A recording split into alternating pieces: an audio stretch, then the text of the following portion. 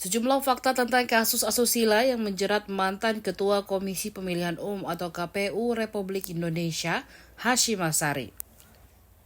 Salah satunya isi chat antara Hashim Ashari dengan korban berinisial CAT.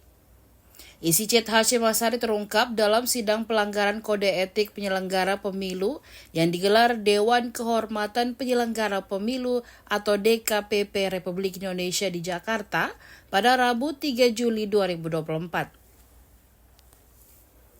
Dalam komunikasi itu, CAT meminta tolong kepada Hashim untuk membawakan barang-barangnya yang tertinggal di Jakarta. CAT merupakan seorang panitia penyelenggara luar negeri atau PPLN yang berdomisili di Belanda. Kemudian Hashim menyanggupi permintaan CAP dan mengirimkan daftar barang titipan berupa 1 rompi PPLN, 1 potong baju, 1 CD, dan 2 packs cumi. Terhadap fakta tersebut, DKPP menilai tindakan Hashim tidak dibenarkan menurut etika penyelenggara pemilu. Hashim terbukti menyisipkan kepentingan pribadi dalam melaksanakan tugasnya. Dalam putusan sidang etik, DKPP pun memecat Hashim dari jabatannya sebab terbukti melanggar etik penyelenggara pemilu. 4.3.2.2 bahwa pengadu mendalilkan teradu tidak menjaga asas profesionalitas dan melanggar prinsip proporsional dan profesional sebagaimana dalil pada angka 4.1.2. Berkenaan dengan dalil aduan pengadu bahwa teradu mengirimkan informasi yang bersifat rahasia, terungkap fakta dalam sidang pemeriksaan pada saat komunikasi intens antara teradu dan pengadu pada tanggal 6 Agustus 2023, teradu mengirimkan pesan terusan forward sesuai bukti P6. DKPP menilai tindakan teradu mengirimkan informasi maupun materi tentang pelaksanaan BIMTEK yang pembahasannya masih bersifat internal antara ketua dan anggota KPU tidak sepantasnya disampaikan kepada pengadu yang berstatus sebagai anggota PPLN. Apalagi disertai adanya pesan WhatsApp, keep secret for your eyes only, for your eyes only, dan not for share, menunjukkan bahwa informasi maupun materi yang dibagikan oleh teradu kepada pengadu bersifat penting dan rahasia. Terungkap pula fakta dalam sidang pemeriksaan dalam komunikasi intens tersebut, teradu mengajak pengadu jalan berdua di sela-sela acara BIMTEK di Den Haag, bukti P7. Terjadi juga komunikasi intens antara teradu dan pengadu melalui WhatsApp pada tanggal 12 Agustus 2023, vide bukti P13. Dalam komunikasi tersebut, pengadu meminta tolong kepada teradu agar pada saat kunjungan ke Belanda membawakan barang pengadu yang ketinggalan di Jakarta. Kemudian teradu menyanggupi permintaan pengadu dan mengirimkan daftar barang titipan pengadu berupa 1 rompi PPLN, 1 potong baju, 1 potong CD, dan 2 packs cumi. Terhadap pesan tersebut, pengadu menanyakan apa yang dimaksud dengan CD, padahal barang tersebut tidak termasuk barang yang dititipkan oleh pengadu. Teradu menjawab dengan nada bercanda, "Oh maaf, keselip." Bukti P13. Terhadap fakta tersebut, DKPP menilai tindakan teradu tidak dibenarkan menurut etika penyelenggara pemilu. Teradu terbukti menyisipkan kepentingan pribadi dalam melaksanakan tugasnya.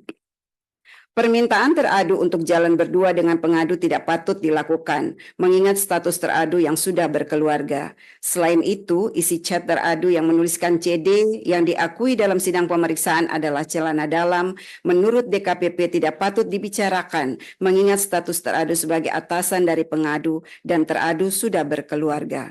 Apalagi dalam pesan pengadu kepada teradu tidak ada titipan berupa CD untuk dibawa ke Belanda.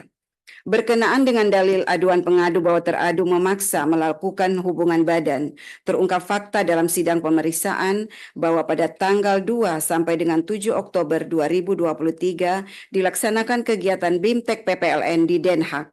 Pada kegiatan tersebut teradu hadir pada tanggal 3 Oktober 2023 dan menginap di Hotel Van der Valk, Amsterdam, Belanda. Bahwa dalam sidang pemeriksaan pengadu mengaku pada malam hari tanggal 3 Oktober 2023 pengadu dihubungi teradu untuk datang ke kamar hotelnya. Pengadu kemudian datang ke kamar hotel teradu dan berbincang-bincang di ruang tamu kamar teradu. Dalam perbincangan tersebut teradu merayu dan membujuk pengadu untuk melakukan hubungan badan. Pada awalnya pengadu terus menolak namun teradu terus memaksa. Saya ulangi, namun teradu tetap memaksa pengadu untuk melakukan hubungan badan. Pada akhirnya hubungan badan itu terjadi. Dalam sidang pemeriksaan, pengadu menyatakan setelah kejadian tersebut, seminggu kemudian pengadu mengalami gangguan kesehatan fisik. Pada tanggal 18 Oktober 2023, pengadu melakukan pemeriksaan ke dokter umum atas gejala yang dialami sebelumnya. Permisi, mohon maaf yang mulia. Apakah harus sedetail itu dibacakan? Terima kasih. Saya lanjutkan. Hasil konsultasi dengan dokter menganjurkan agar dilakukan pemeriksaan lanjutan bersama antara pengadu dan teradu. Pada tanggal 31 Oktober 2023, pengadu menghubungi teradu melalui pesan WhatsApp agar teradu juga melakukan pemeriksaan kesehatan sebagaimana dianjurkan oleh dokter. Kemudian teradu menjawab, "Iya, siap sayang." Selanjutnya, teradu mengirimkan hasil pemeriksaan kesehatan teradu yang dilakukan di Indonesia disertai dengan caption, "Semoga kita sehat selalu." Vide bukti P15C. Dalam sidang pemeriksaan, teradu mengakui bahwa kata kita yang dimaksud dalam chat WhatsApp tersebut adalah teradu dan pengadu. Berdasarkan uraian fakta-fakta tersebut, DKPP menilai telah terjadi hubungan badan antara teradu dengan pengadu pada tanggal 3 Oktober 2023 sesuai dengan bukti P15A, P15B, P15C, P16, P20, dan P21.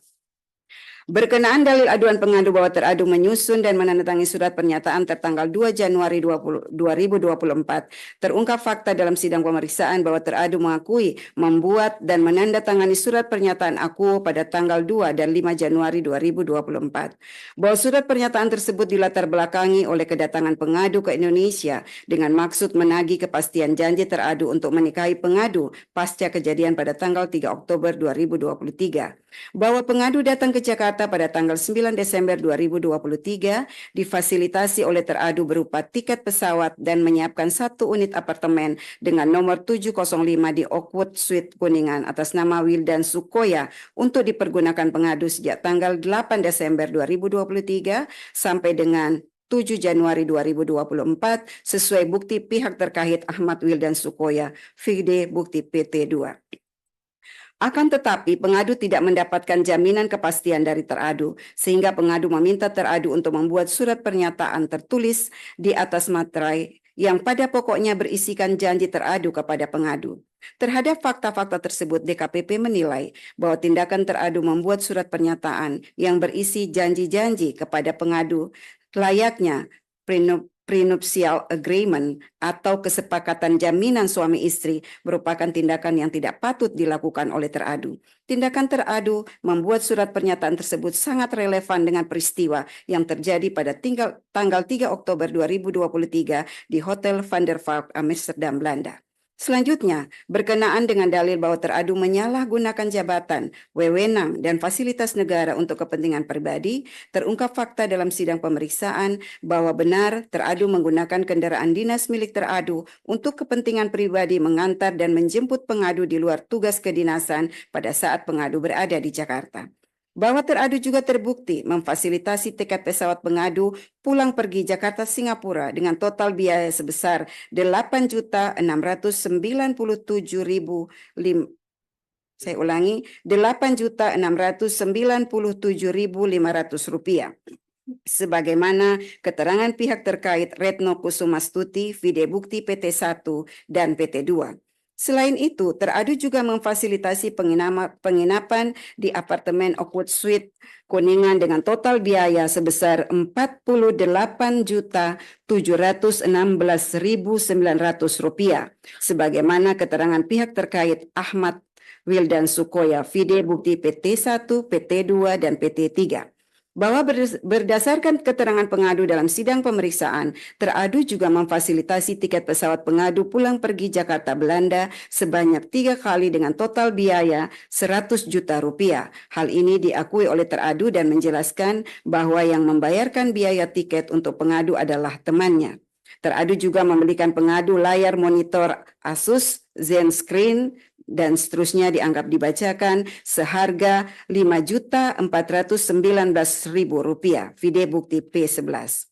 Berdasarkan uraian fakta tersebut di atas, DKPP menilai sepanjang dalil terkait penggunaan mobil dinas, teradu terbukti menyalahgunakan jabatan, wewenang, dan fasilitas negara untuk kepentingan pribadi. Sedangkan terkait dengan uang yang digunakan teradu untuk memfasilitasi pengadu bukan bersumber dari keuangan negara.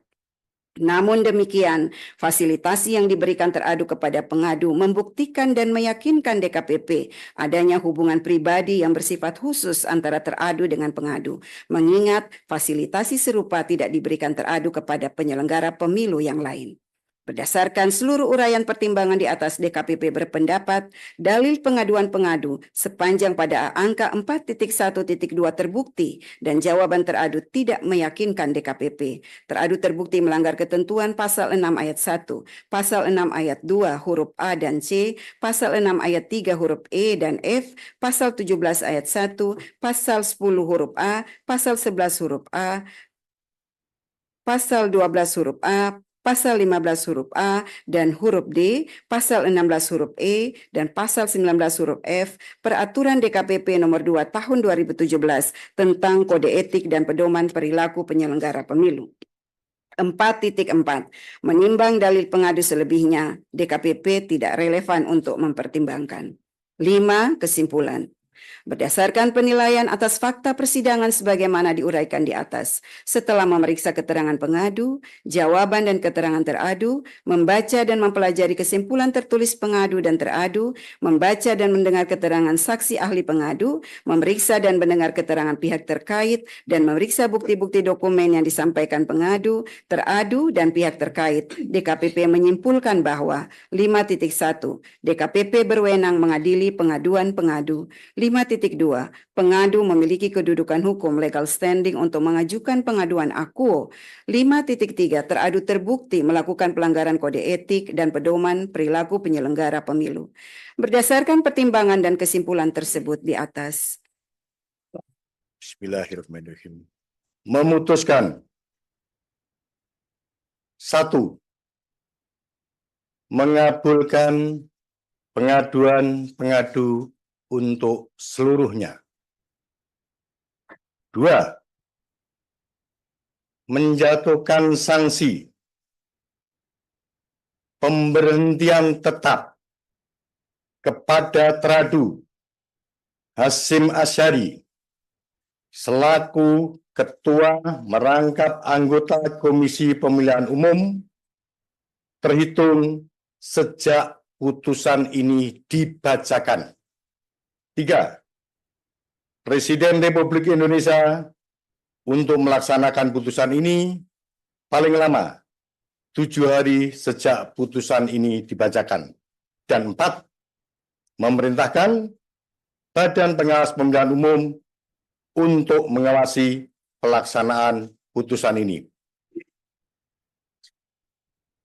Demikian diputuskan dalam rapat pleno oleh 6 anggota Dewan Kehormatan Penyelenggara Pemilu, yakni Hedi Uligito selaku Ketua Merangkap Anggota, C. Kristiadi, Ratna Dewi Pitalolo, Idewa Kade Wersara Kasandi, Muhammad Tio Aliansa, dan Loli Suendi masing-masing sebagai anggota. Pleno pertama pada hari Selasa, tanggal 11 bulan Juni tahun 2024, dan pleno kedua pada hari Rabu, tanggal 12 bulan Juni tahun 2024, dan dibacakan dalam sidang kode etik terbuka untuk umum pada hari ini, tanggal 3 Juli tahun 2024, oleh Hedi Uligito selaku Ketua Merangkap Anggota, C. Kristiadi, Ratna Dewi Pitalolo, Idewa Kade Wersara Kasandi, dan Muhammad Tio Aliansa masing-masing sebagai anggota. Kepada Bapak Ibu para pihak yang hadir dalam persidangan ini, baik yang hadir secara di ruang sidang ini maupun yang hadir secara online, saya ucapkan terima kasih atas kehadirannya di ruang sidang ini.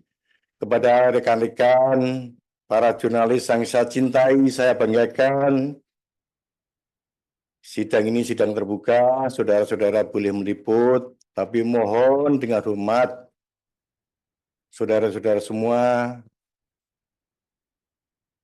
dengan bijak menyiarkan jalannya persidangan ini.